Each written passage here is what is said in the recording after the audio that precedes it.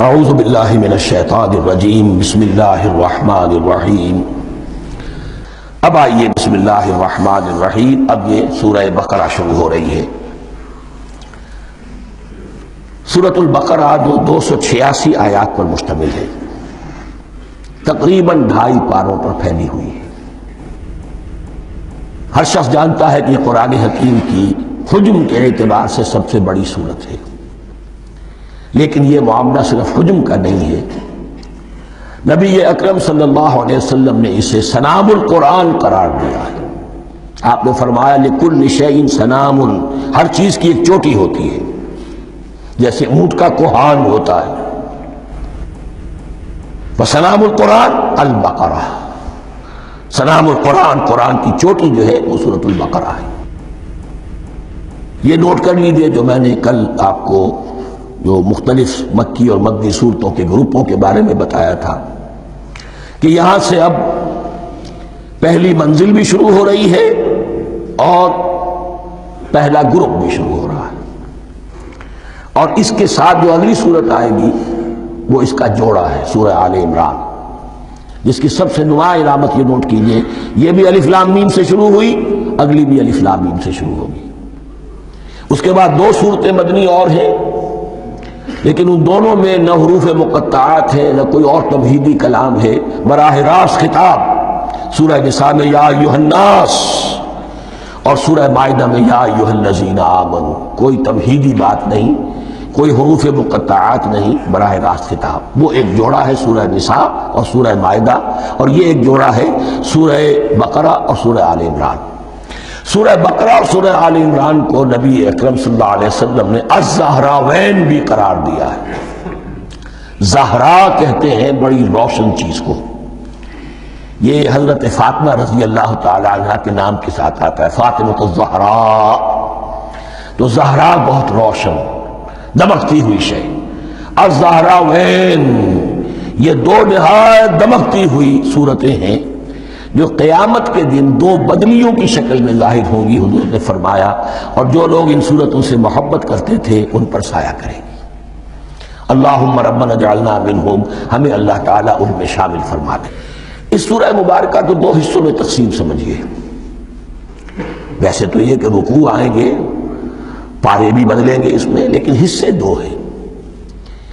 پہلے حصے میں اصل روح سخن سابقہ امت مسلمہ سے ہے، یہود سے، بنی اسرائیل سے۔ دوسرے حصے میں اصل خطاب موجودہ امت مسلمہ سے ہے، امت محمد سے صلی اللہ علیہ وسلم۔ پہلے حصے میں 18 رکوع ہیں لیکن آیات 152 ہیں۔ دوسرے حصے میں 22 رکوع ہیں لیکن آیات 134 ہیں۔ گویا کہ اس سے آپ کو توازن نظر آئے گا کہ اگرچہ ادھر رکوع کی تعداد کم ہے 18، لیکن آیات کی تعداد زیادہ ہے 152۔ دوسرے حصے میں رکوعوں کی تعداد زیادہ ہے 22، لیکن آیات کی تعداد 134۔ اسی لیے اس کا ایک نام میں نے تجویز کیا ہے، وہ اس لیے تاکہ کچھ حقائق آپ کے ذہنوں میں ان ناموں کے حوالے سے بھی انشاءاللہ محفوظ ہو جائیں گے۔ سورۃ الامتین، 2 امتوں کی سورت، اس لیے کہ تقریباً نصف اس کی ساری بحث جو ہے، مرکزی بحث، وہ سابقہ امت مسلمہ بنی اسرائیل، اور دوسرا نصف اس میں سارا خطاب وہ ہے موجودہ امت مسلمہ یعنی امت محمد صلی اللہ علیہ وسلم۔ اس کا جو پہلے 18 رکوع ہیں یا پہلا حصہ ہے، اس کے اندر ڈویژن فردر ہوگی ورٹیکل، عمودی، پہلے 4 رکوع، پھر 10 رکوع، پھر 4 رکوع۔